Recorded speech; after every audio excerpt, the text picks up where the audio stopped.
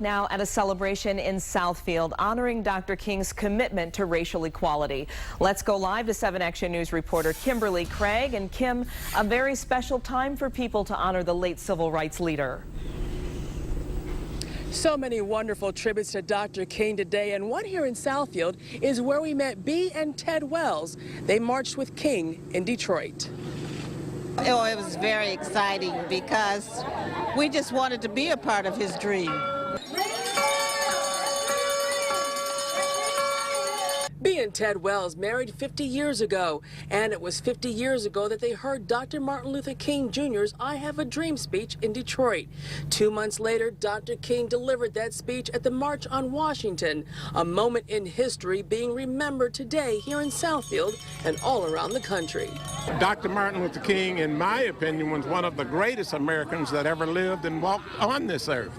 I think the way that he went about bringing in the civil rights movement with the nonviolence was something that had not been thought of here in the U.S., and I know that he took a lot of heat for that nonviolent approach that he took. To see all these people here, because we still know, like my husband said, there's a lot of work to be done.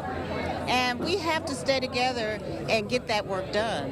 I think we've come a long way since Dr. Martin Luther King, but I think one thing we have to be conscious of is that there are groups that would like to take away a lot of those freedoms that we've won.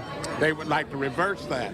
Dr. Martin Luther King would be very proud of us today here in the city of Southfield, where we have diversity, where we have things that we never thought that we could have when we were youngsters.